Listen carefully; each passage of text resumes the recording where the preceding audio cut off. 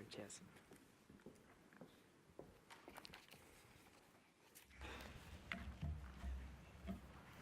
Great, thank you so much, Darren.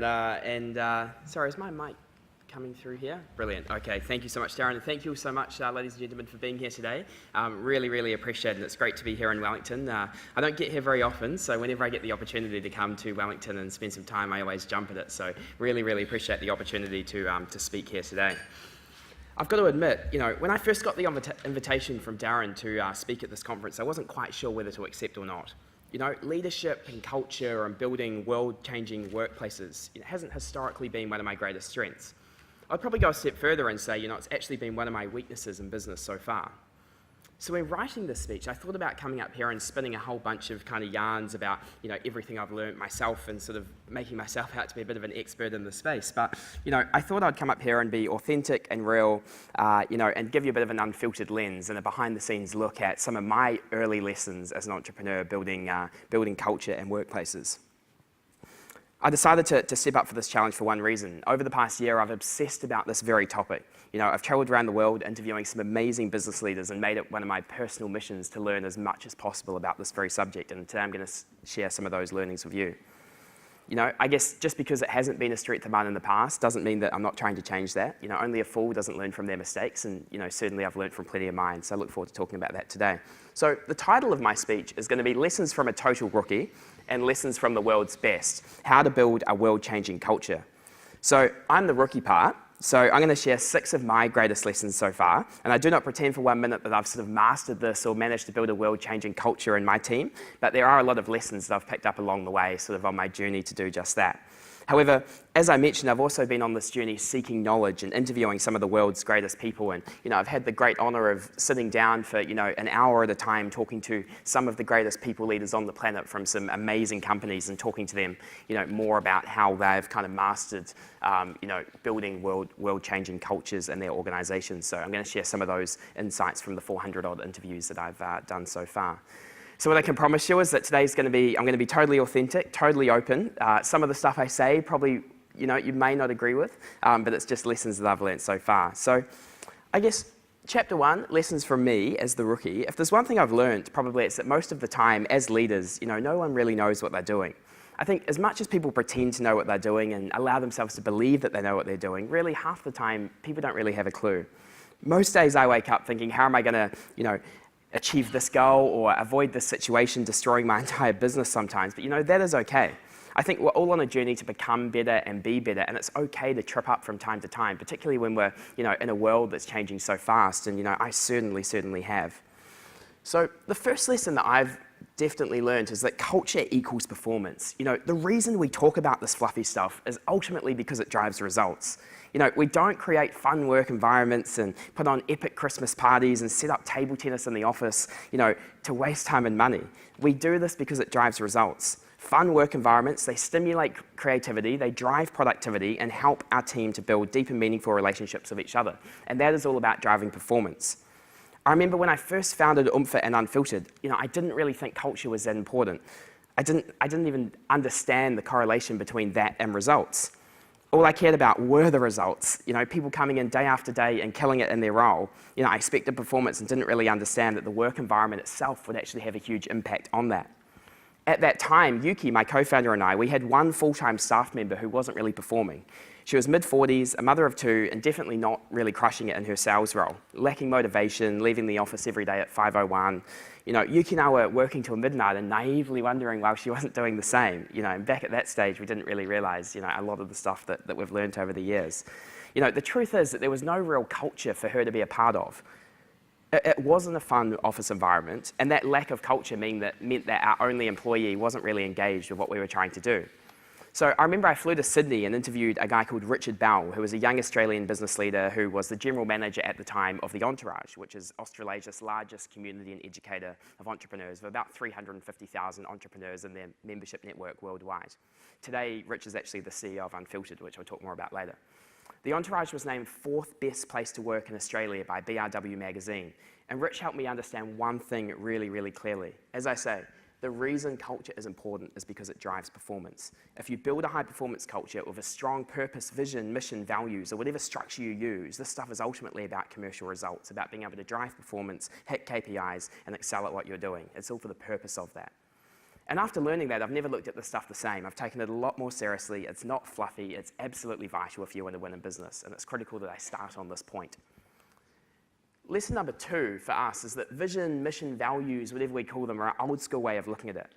At Unfiltered, we're super fortunate to be surrounded by some amazing advisors and directors on our board and investors.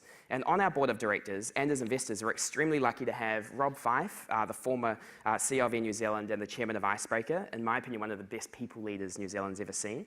And as well as that, Kevin Roberts, the former worldwide CEO and executive chairman of Saatchi & Saatchi, who also has some strong views on this stuff.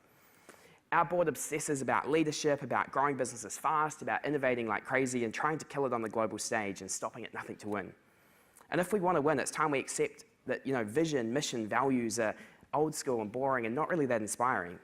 Martin Luther King Jr. didn't get up in front of the whole world and say, I have a mission statement and my vision is blah, blah, blah, blah, blah. What did he have? He had a dream, right? Modern businesses should have a dream. Purpose starts with a dream. Articulate that dream, share that dream, make it inspirational. At Unfiltered, we threw vision, mission, values out the window and developed our purpose document.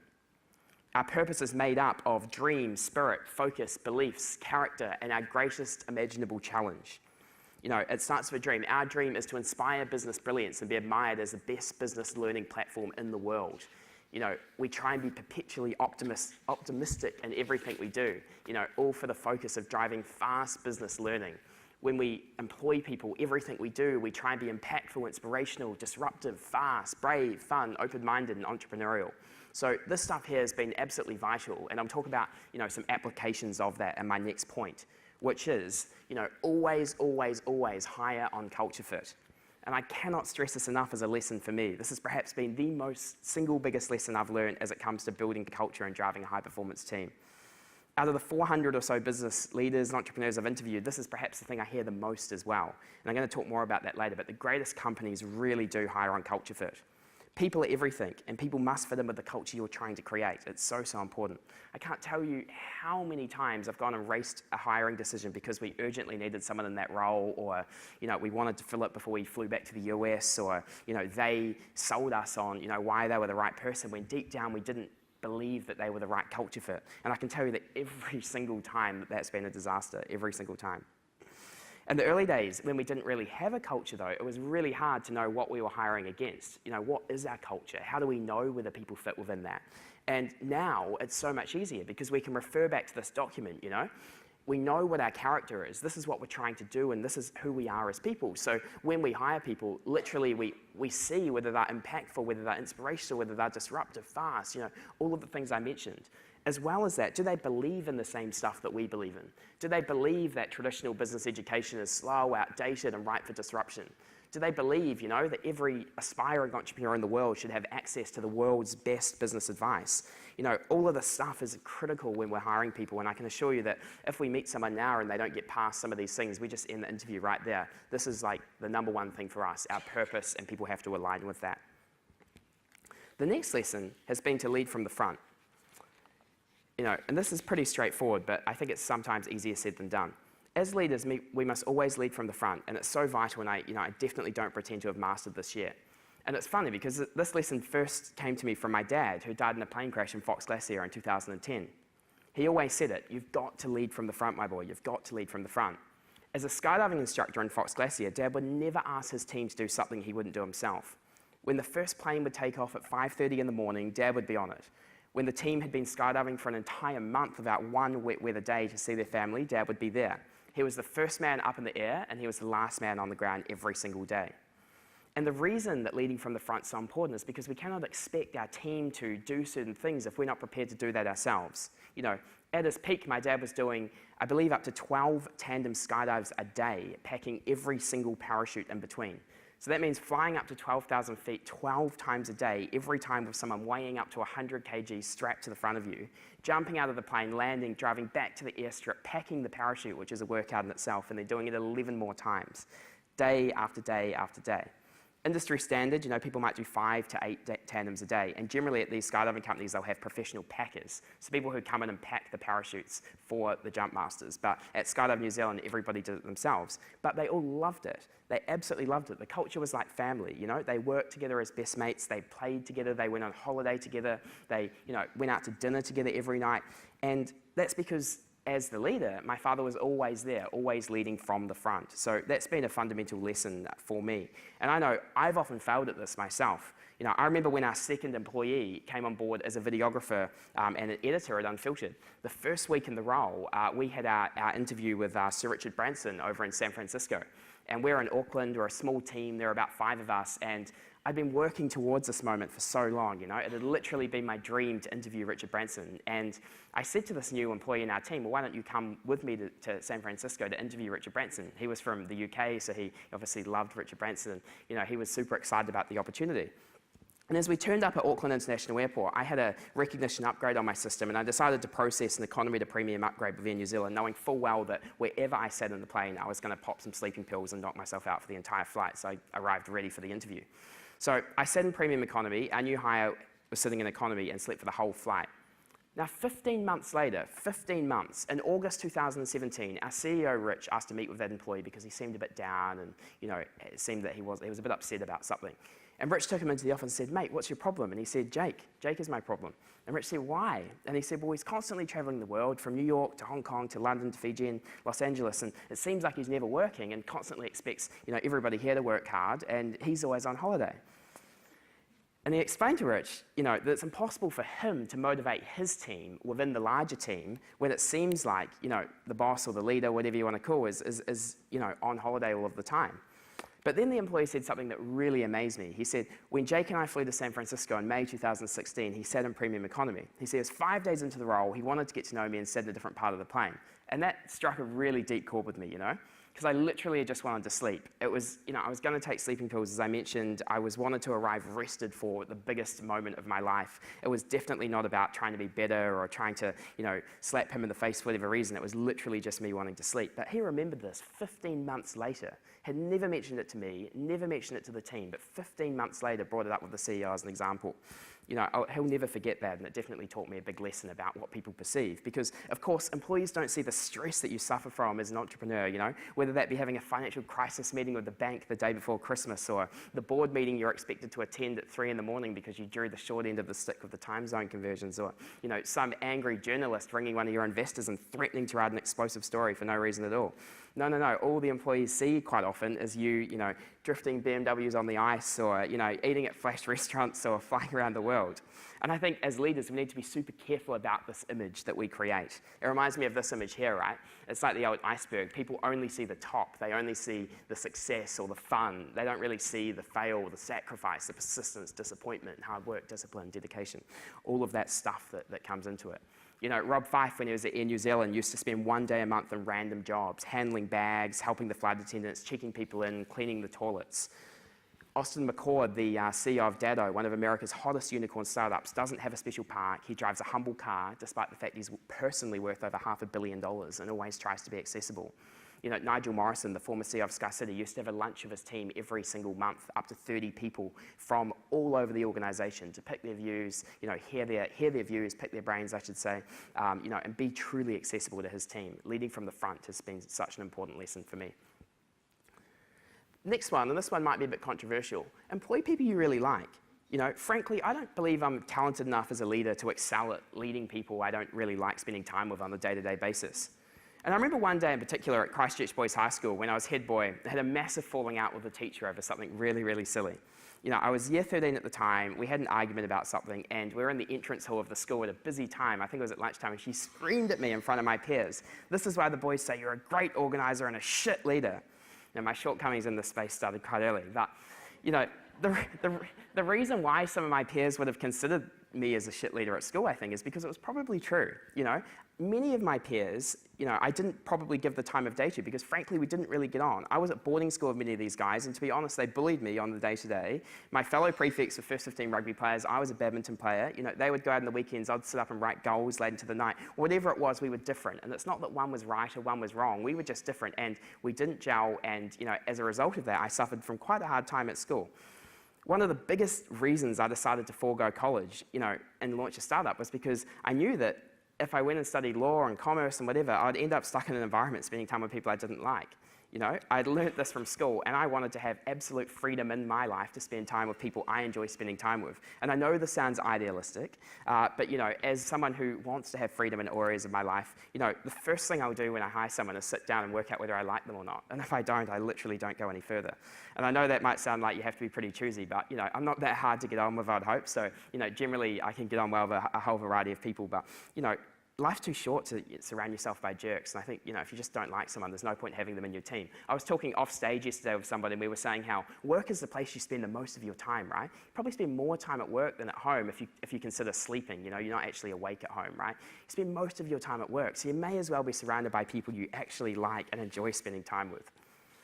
The next lesson for me is that A's hire A's, B's hire C's. This is one thing that's burned me a few times, My good friend, Craig Neville Manning, the former engineering director at Google New York, he helped me understand this at Google from his lessons, A true A player lives and breathes performance and wants to be surrounded by other A players. True A players want to go faster, they want to go harder. They realize that if the team wins, they win, and that the only option is to have a team of winners. Whereas B players quite often feel threatened. They don't want to hire an A player because it will make them look bad. They don't even want to hire other B players sometimes as they might get outshined. Sometimes B players will hire C players just to make themselves look and feel good. So I truly believe that building a team of A players who are confident enough to hire other fantastic people is of vital importance if you want to win in business.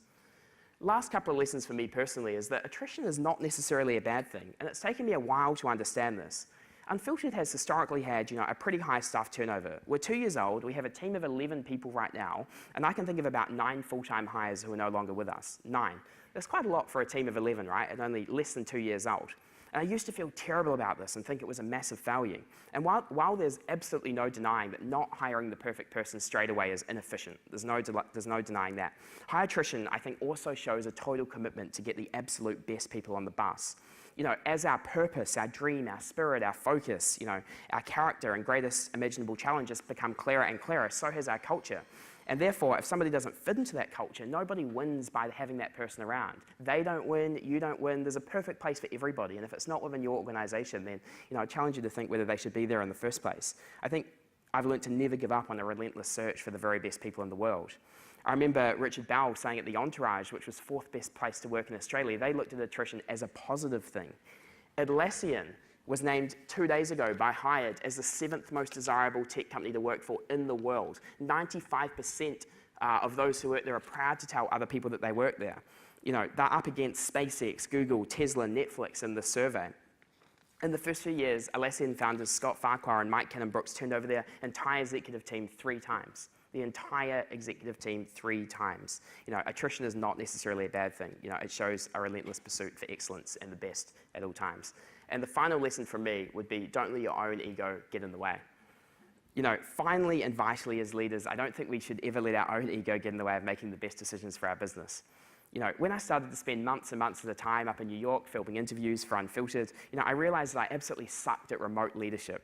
I was too focused on my day job within the larger organization, securing, filming, producing these interviews. And too often I forgot to look in my rearview mirrors. I wasn't bringing the team with me. I wasn't leading in a smart way. But I also realized and ultimately accepted that I wasn't the best person to lead the team right now while I'm over in New York, trying to drive the global growth of this business. We all have strengths and we all have weaknesses. And I think we're foolish if we don't play to those strengths and bring people in to, fill in the gaps as well.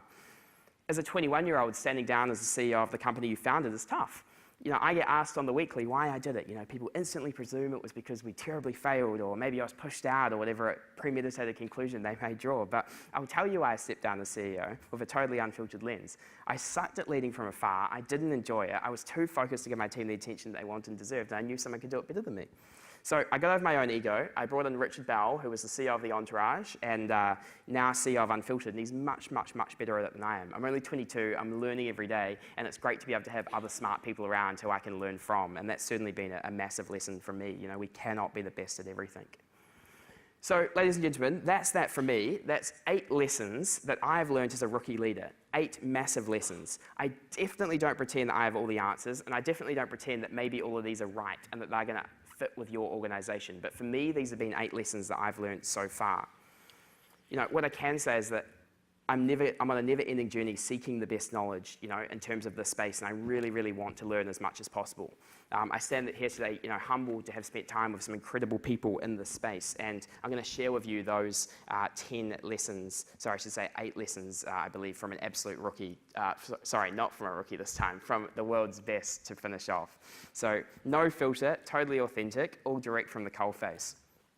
The first one, which kind of mimics something I was saying earlier, is design your own unique hiring career.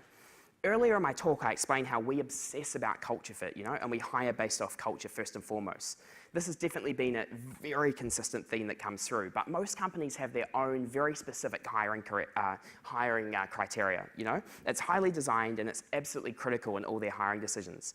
And it's okay if it's different, unique, personal, or even a little bit weird. At Google, they call it googliness. That's the last thing they ask themselves when they hire someone. Does this person have googliness? You know, what the hell is googliness? You know, only probably a real Googler would be able to explain what that actually is. I think if you don't want everybody else's results, you have to make sure that your hiring criteria is unique so you attract the very best people. One of my best friends is Nick Mowbray, the co-founder and co-CEO of Zuru, the world's fastest growing toy company. Nick's 21 years old, and he's grown Hong Kong-based Zuru into perhaps the hottest startup to ever come out of New Zealand. Zuru employs 3,000 people, or 13,000 if you include outsourced manufacturing, and distributes to 121 countries. They own the famous Buncho Balloons toy, which has sold well over 4 billion units so far. Zuru is a meritocracy. Nick really looks at age or experience when hiring. All he cares about is finding young people who are really smart, driven, ambitious, and hungry, and have the right attitude, and gives them the help they need to get there. Everything is about performance, and the top performers are rewarded extremely well, as I'm going to talk a little bit more about later. This company's on track to reach $500 million in revenue this year, so this culture's been a massive success for them. Datto, which I mentioned earlier, is one of America's hottest unicorn tech companies. With a US $1 billion valuation, 900 employees, and $100 million in capital raise, this startup scene is unstoppable. I interviewed the founder, Austin McCord, in Connecticut, who was EY Entrepreneur of the Year in the technology sector and listed in Forbes City Under 30. Austin looks at 2 things when hiring. Datto assesses everything by 2 things, IQ and passion. IQ and passion. For him, culture fit always comes first. He told me that he's looking for people who are smart, passionate, you know, have a desire to take on new challenges, who truly see Datto as the apex of their career.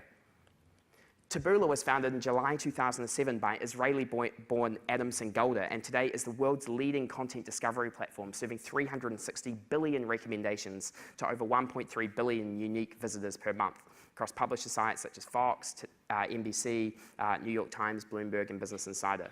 Having raised $160 million, this company's on track to reach $1 billion in revenue, founded in only 2007. I interviewed Adam a few weeks ago in Manhattan, and he told me in no uncertain words that Taboola hires on 3 things: passion, intelligence, and kindness. Passion, intelligence, and kindness. I quote directly from Adam. I can tell you at Taboola, the leaders of this company, many of them did not know what cost per thousand or cost per click was before they joined Taboola.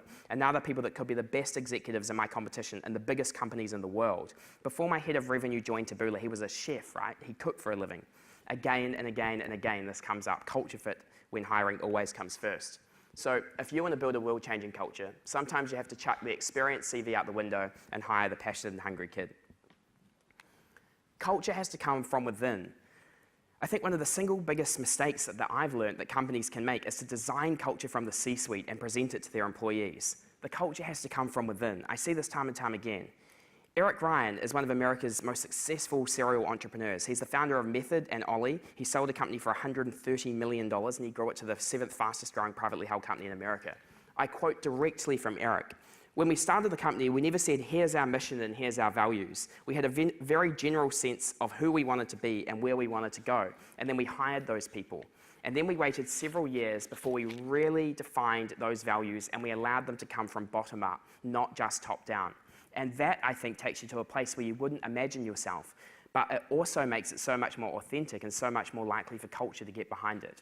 You know, Richard Bell told me the Entourage did the same thing. Kevin Millar told me that All Blacks did the same thing. You know, it has to come from within. Kiwi entrepreneur Shane Anselmi is the founder and CEO of Overland Footwear. Overland is placed as a finalist in the Best Workplace Awards every year since 2004, earning the overall winner in 2013, 2014. It's widely known as one of the best workplaces to work in New Zealand. I talked with Shane about this very subject and how he created an environment that his 450 employees absolutely love. His answer was simple. The values came from within, you know, the culture came from within. They sat down and they talked about who Overland is as a team, and then they presented, you know, the top 100 values to come out of that. They sent them to the entire team, no matter whether you're, you know, the CFO of the company or selling shoes on the day-to-day, whatever it may be. Everybody voted. They narrowed it down to 12. They came together again. They workshopped it further. They narrowed it down to 6, and then those values became the values that Overland, you know, live by. So if you want to build a world-changing culture, I think you have to realize that it has to come from the cleaner, not the C-suite. The next lesson is to always be super transparent. You know, if there's one thing I've learned, it's that the greatest companies in the world are super transparent. They share everything with their team. Both Austin McCord from Datto and Adam Singolda from Taboola told me that for them, transparency is everything. At Taboola, everybody knows how much money they have in the bank account. Every single one of their 1,000 employees. They come together, they talk about losing big deals, and they overshare in every area of the business. You know, why? It creates trust, loyalty, buy-in, and ultimately drives performance. Transparency, I think, is vital today. So if you want to build a world-changing culture, sometimes you have to open up your bank account to your entire team. The next lesson I've learned is that impact trumps everything. There's a common belief in the world of HR that a higher salary or a bigger bonus or a flashy corner office will attract the best people. And while this is helpful, from interviewing some of the greatest entrepreneurs in the world, I've discovered that this stuff is way less important than we think. Truly selling your team on the impact that they can have trumps everything else. It's all about impact and influence and really being able to move the needle within an organization.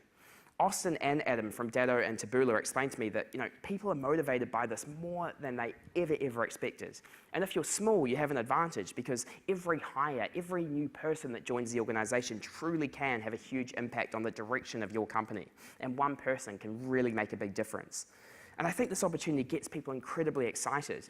And, you know, a good person will never make a decision based on the extra dollar that they can receive, based on the impact that they can have. So if you want to build a world-changing culture, you know, you have to trust deeply, give power to your people, and allow them to have a massive impact on the direction of your company. The next lesson from the world's best is that flexibility and freedom is definitely the future. You know, sticking with the theme of trust, the future looks a whole lot more flexible for our employees, and that can be scary. The days of expecting employees to turn up from 9 a.m. and leave at 5 are gone. You know, people work differently, they're productive at different times of the day, they have different family circumstances, and modern employers are catering for this diversity.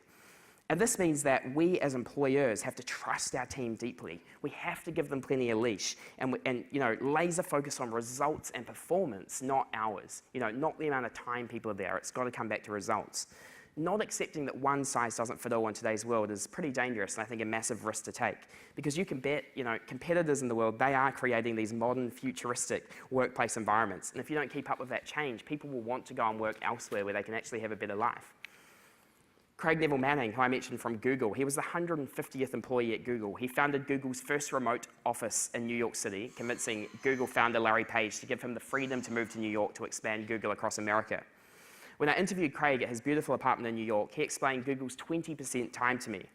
Every employee has the freedom to spend 20% of their time working on something they're passionate about, anything.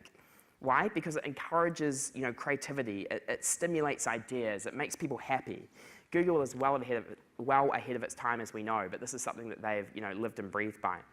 Craig believes the future is a place where people come into work whenever they want, when they're most productive, a future of freedom of choice relating to how people work, where they want to work, and when they want to work. This exact thought was reaffirmed to me by Miguel McKelvey, the co-founder and COO of WeWork, an American co-working space now valued at $20 billion, with well over 100 business people in its spaces globally.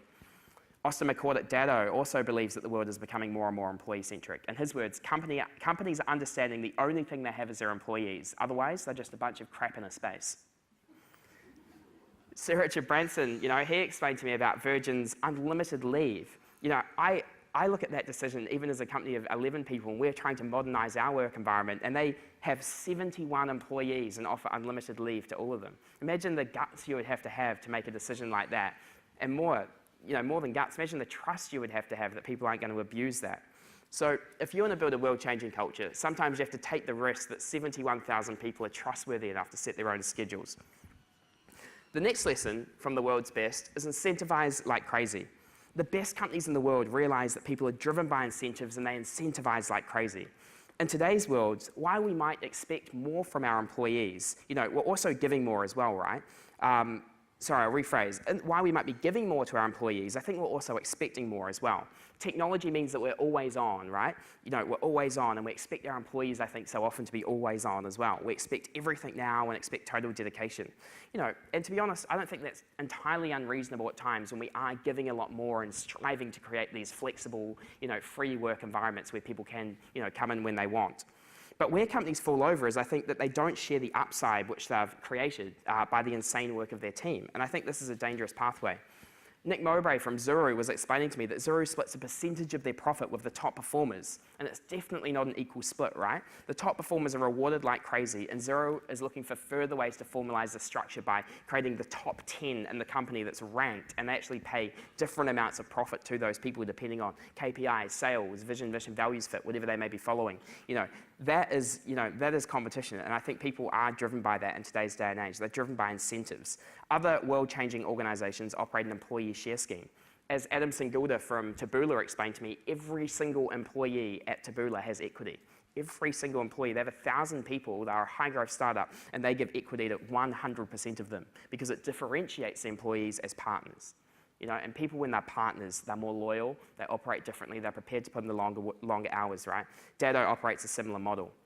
I truly believe that you have to bring your people in as partners. So if you want to build a world-changing culture, I think give up a bit of the pie and realize that a smaller piece of a big pie is more valuable than the smaller piece of a big pie. Sorry, bigger piece of a small pie. Next one, recognition is everything. This one's not rocket science at all. And I hear it time and time again, and I truly believe that few nail it. People live for recognition and absolutely thrive off it. You can't create a world-changing culture, by claiming all the success of your own. Zuru promotes people in front of the entire company. They're head of the whole of Europe for this company making $500 million a year, is 25 years old. And when they promoted him, they did it in front of the entire company, made a huge sing and dance about it, digitally and, in front of a large crowd, in front of their 3,000 employees. Everybody wants this kind of public recognition. I mentioned Overland earlier and Shane Anselmi. These guys have probably mastered this better than anyone I've ever interviewed. Overland has placed as a finalist in the best workplaces, as I mentioned, each year since 2004. When I interviewed Shane, he explained that recognition is the single most important part of building their culture. He said, I think it's probably the biggest thing that we do that has allowed us to consistently rank as the best workplace in New Zealand. He's saying, as someone who's won Best Workplace, the biggest thing they've done that's allowed them to get this is recognition and recognizing their employees in a structured way. So this is how Overland do it. Every single week, they ask their employees to live and breathe those values I mentioned earlier, which they all came up with together. They ask their employees anywhere in the organization to nominate a co-worker if they see a workmate demonstrating behaviors that are consistent with their values. Overland's 450 staff, they submit up to 300 value nominations a week, which get sent to the HR team, and those values get circulated around the entire company every Friday afternoon in a 12-page newsletter that the company puts together every week. It names people, it names what value they did, the behavior they demonstrated, and people really, really live and breathe this stuff. It's how they've really brought their values to life. So I really believe that singling out people and recognizing them is so, so important from the lessons I've learned. So if you want to build a world-changing culture, I think it's vital that you don't claim the success for yourself, but attribute every little bit of that success back to your team, publicly and individually.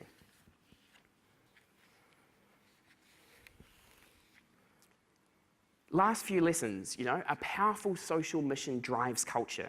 Businesses are becoming more and more conscious of the communities in which they operate in and are driven to be socially sustainable in everything they do. A powerful social mission is not just good for the world, but it also drives culture and gives employees a greater purpose. Several weeks ago, I interviewed Dave Gilboa, the co-founder and co-CEO of Warby Parker in America. Warby Parker is a $1.7 billion American unicorn disrupting the eyewear industry. For every pair of glasses sold, Warby Parker donates one to a young person in need to help develop local businesses in their communities. This brilliant generosity, drives communities out of poverty, and it gives the team at Warby Parker, something huge to work towards and really feel like they're part of something big. If an employee has been with Warby Parker for 3 years, they send them over to Africa or wherever that community may be to spend a couple of weeks over there in the communities watching the social work that the company does. It's so powerful.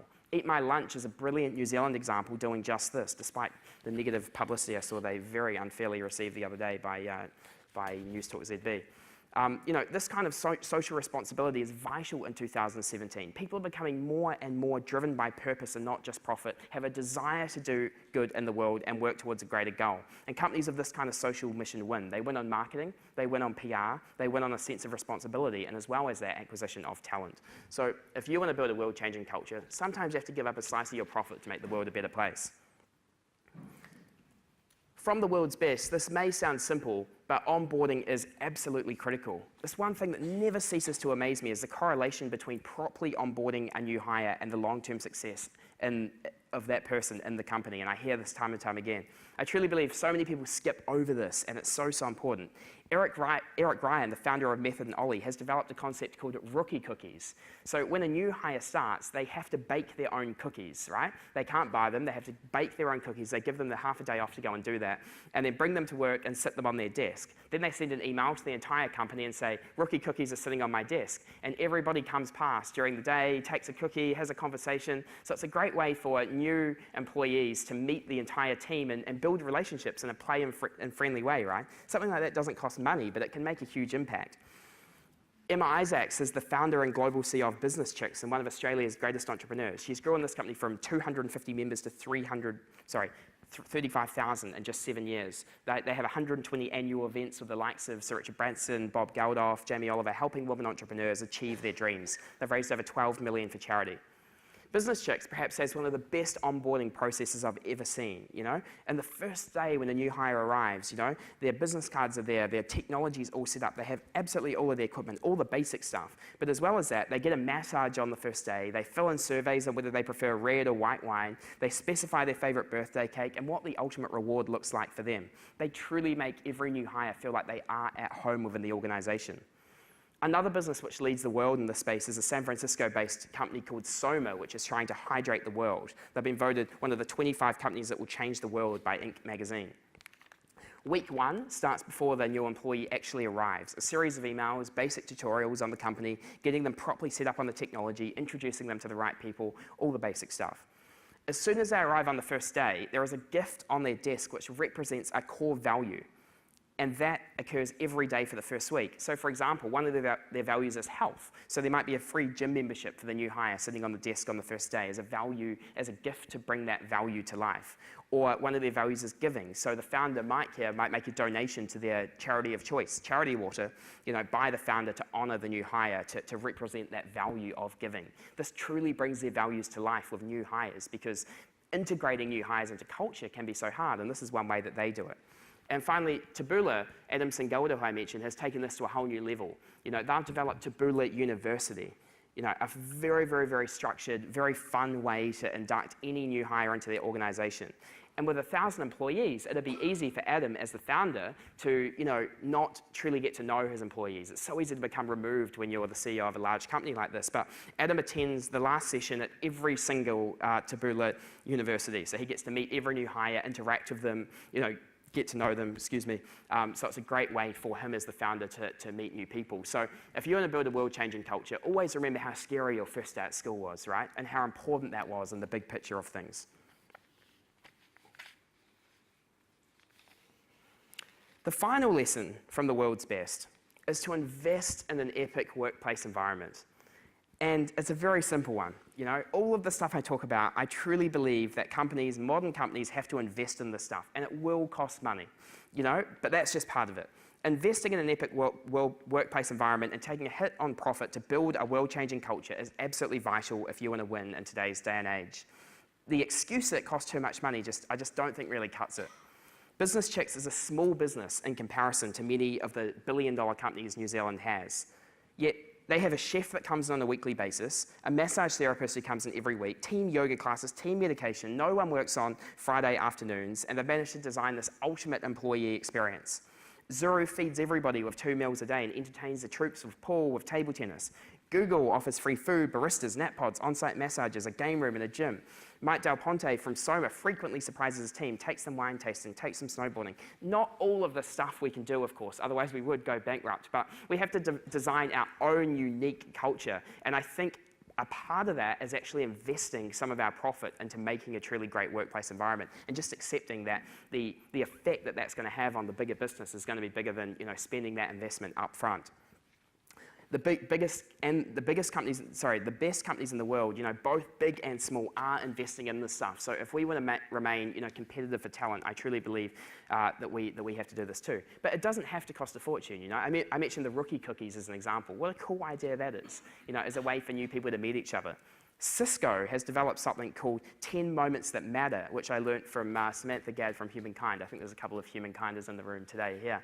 The 10 Moments That Matter is about designing experiences for staff around these 10 moments to exemplify, this in your life. So for example, when an employee has their first baby, or gets their first promotion, or it's their birthday, Cisco does something special for the employee on that special day in their life. And the leader within the organization gets to choose what that is because they realize that one size doesn't fit all.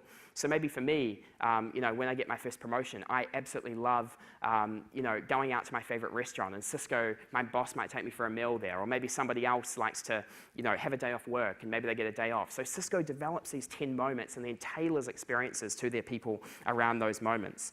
Method, the Rookie Cookies company, also does a Monday huddle. They bring everybody together. Somebody else leads it every week. They all stand in a circle and they, talk about their values and who's demonstrating what behaviors in a public forum so that everybody, learns from each other. So if you want to build a world-changing culture, I think sometimes you have to turn that extra conference room into a bullpit or a meditation room. So, ladies and gentlemen, today I've been through 18 lessons on culture. I know it's been pretty intense. 8 of those are from a massive rookie, me, and I realize that not all of those, you may agree with, and they're just things that I've learned along the way. And, 10 of those are from truly world-changing organizations. Employee experience, I believe, is more important than customer experiences, because if you get that right, your employees will become your greatest ambassadors. Your business, and business will also be a hell of a lot more fun as well. There's nothing more important than building a world-changing culture. And if you're truly focusing on it, and if you truly want to do it, it'll become your most valuable asset, right? Because you can copy everything about a company. You can copy their logo, their competitor's product line, competitor's marketing, but you can't copy your competitor's culture because that's so deep and it's so unique to all of these specific companies. Making massive cultural change starts with actually wanting to. That's a massive thing I've learned as well. I think so many companies talk about making culture change. We've certainly been guilty of this, and innovating on culture. We talk about it and we go, how can we do this? We hire culture consultants. We ask, how do we design the ultimate employee experience? Or how do we make our employees happier? But few companies stop and ask, do we really want to make this change? And few follow through. And the reason that is because it is uncomfortable, right? It's difficult, it's uncomfortable, it costs money. Making massive cultural change means taking big risks. It means spending money, throwing conventional techniques out the window, dropping red tape, listening to team members, investing serious time, being authentic, showing emotion, over-communicating, sharing profit, sharing secrets, getting rid of people who shouldn't be on the bus, leading from the front, and getting over your own ego. That's uncomfortable. It's seriously uncomfortable, and it's also vital, and I think it's the future. So I'm going to finish today on 2 small stories, both from people who I believe are 2 of the greatest people leaders I've ever had the honour of meeting. Rob Fife, who I've mentioned from Air New Zealand, and Emma Isaacs of Business Chicks. Both of these stories demonstrate true leadership and how powerful a fierce culture can be. So Emma Isaacs is a dedicated mum to her 5 kids, all under 7 years old. While hustling like crazy to change the world through Business Chicks, her oldest daughter, Millar, was diagnosed with cancer when she was 5. It goes without saying that this was an incredibly tough time for Emma. After Millar's diagnosis, she went through a treatment plan, meaning Emma was out of the business for quite a bit. She got back into the business a few months later and noticed one of her leaders in the office, who was meant to be on a 6-week dream vacation in Europe that she'd been planning all year, was still in the office. And Emma went up to her and said, "Why are you still in the office? Aren't you meant to be in Europe right now? What happened?" And that employee said, "OM, the day we found out Millar had cancer, I cancelled the entire trip because I knew that you would need me to be here." Isn't this just a beautiful reminder that if you look after people and care for them, they will care for you as well? It's all about caring deeply and authentically. Rob Fife, someone who I'm proud to call a mentor and a close friend, is a phenomenal leader of people. While he was at Air New Zealand, he got rid of corporate values and introduced personality traits to truly bring Air New Zealand into the modern age. One of Air New Zealand's personality traits was to treat everybody as a friend, to treat everybody as a friend. It was about 6:40 p.m. in the evening when Rob was leaving Les Mills Victoria West and got a call with the news that an Air New Zealand Airbus A320 had gone missing off the coast of France on the 27th of November 2008. The plane crashed and 7 people died. As the disaster began to unfold, Rob learnt more and more about the situation, and the thing that was consistently in the back of his mind was, if this was happening to my friends or if this was happening to me, how would I want my family to be treated, and how would I treat my friends' families?